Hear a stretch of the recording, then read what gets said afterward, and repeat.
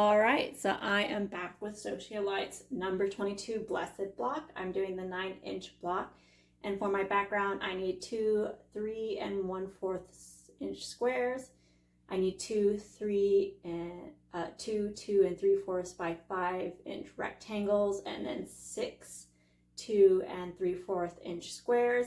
And then for my print I need about the same thing, so 2 3 1/4 inch squares, 2 2 3/4 by 5-inch rectangles, and 6 2 3/4 inch squares. So for what I have right now, I have 2 of each of my background and my print of my 2 3/4 inch squares set aside for corners of my block.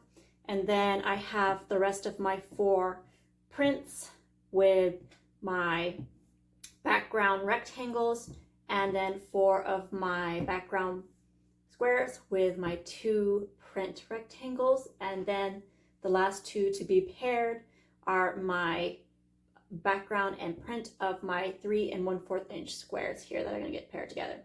So for the ones that are matched with your rectangles and your squares that you're going to be sewing together to create your half square triangles, you are going to need to draw a line down the center of it so that you can either be stitching on the line, or with your 3 1/4 inch squares, you're going to be stitching on either side of the line. So now that I've done that, we are going to start off with our half square triangles. So I already have my lines drawn on my background squares, and we're going to put the good sides of our fabrics together. So, like this. Put them right on top of each other. Good sides together with the line facing out, so you can stitch a 1/4 inch seam allowance on both sides of your lines. And after that, you're going to cut it and press it, and then we're going to be trimming those blocks. So I will come back to you once I have sewn on either side, cut and pressed my blocks. All right, so I have finished making my half square triangle units, and I have already trimmed them down to the 2 3/4 inch block sizes that they need to be. So now that those are complete, we can set these aside, and now I can work on my flying geese for both of my units. So you remember that you need to have your prints with your white backgrounds and your print rectangles with your background squares. So we'll lay these out like this, if I can grab them.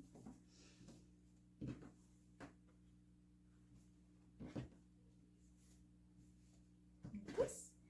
And now we're going to make sure that when we put our squares onto our rectangles, that the line is pointing in towards the middle of the rectangle so that you get nice points on your flying geese.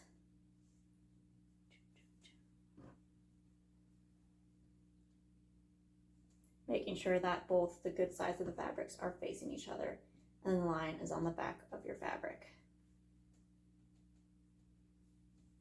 All right, so I'm going to sew directly on this line on all of these, trim, and then iron to the dark side of my fabric.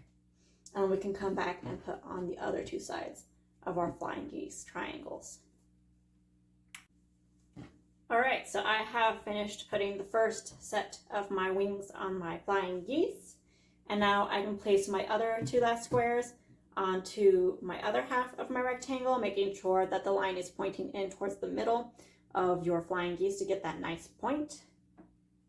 And once I have these on, then I'll be sewing directly on that line. I'm pressing probably in towards the flying geese because I've pressed outwards on these ones and these ones, just to try and make sure there isn't too much of a bulk in these points in the middle.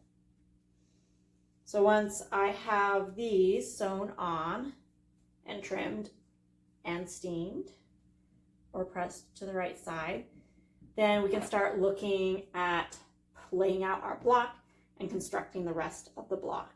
So I'll come back to you after I've sewn directly on these lines and pressed my blocks of my flying geese. All right, so now I am back and I have finished my flying geese. I've pressed outwards this time, so that way I have a nice flat point on all these areas right here and here, so that lays nice and flat. And now we can kind of start assembling how the block's gonna look. So I'm gonna start off with my print flying geese. And so I know that for this part, they're going to be having the points facing each other like this. And then I'm going to take my half triangle squares, and I know that this will be going here to make a nice little shape here. So your print's going to be going up against your other print. And so, well, this one, it's going to be going up here with your 90-degree of your print facing in towards your print triangle on your flying geese. And then you're going to be taking your two background fabrics squares here, and they're going to be going here and here.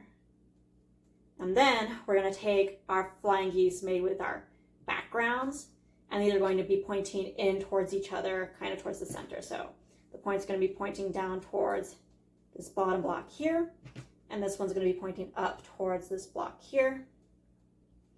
And then you know that these are going to be going into the corner here and here, kind of just like how these ones are laid out. They're going to be your corner points. And then you want to make sure that your 90-degree is facing in like this, facing in towards your solid block to make that nice shape right here. And then also the same here. So your 90-degree point of your background is going to be facing in towards this block and so into this block. And again, you're making that nice shape there. So as you can see you've got your white shapes and your dark shapes here. And then they're just going to be the exact opposite of each other. And you've got that nice square that this is going to make that's alternating your background and your print. So in order to put this all together, first you're going to be wanting to sew these blocks together. Oops, sorry, these blocks here. And then once you've sewn these two squares together, then you can sew them onto your flying geese. So I will come back after I've sewn these blocks together, and then I'll show you how to sew them onto your flying geese. This is the basic layout of your block. And all of your seams now are going to be 1/4 inch for this. So I'll come back to you once I've sewn those together and press them.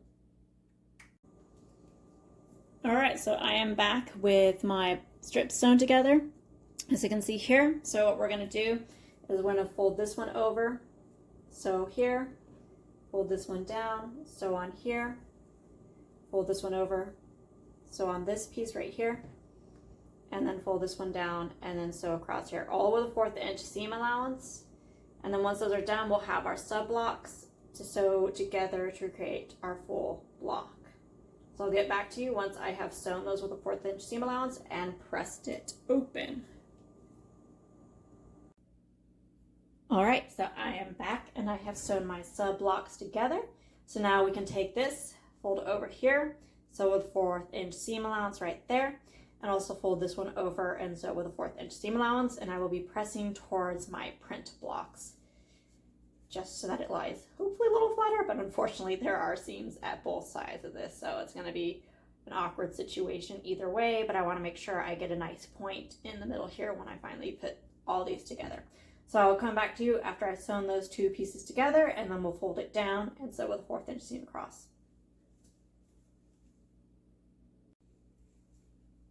All right, so I have sewn my two pieces together, and as you can see, it's now going to make a nice little square. So I have steamed my pieces, my 1/4 inch seam allowance, and pressed them over towards both of my print blocks on the top and the bottom.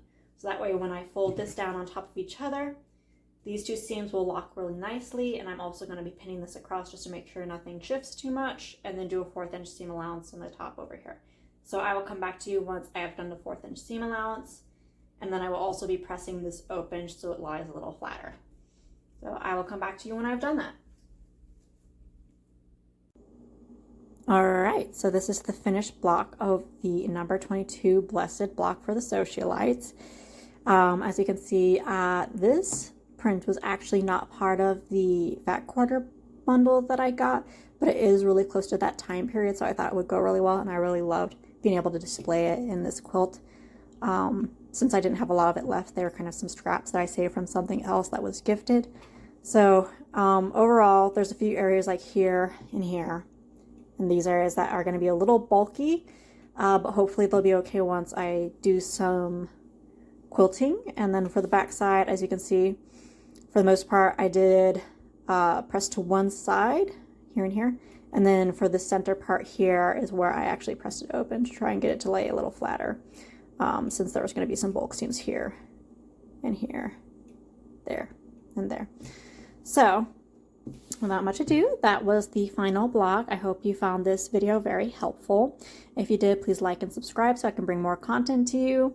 As I said, I'm also working on some other projects. I've got some knitting projects going on right now, but I'm hoping to start up another quilt project in the near future.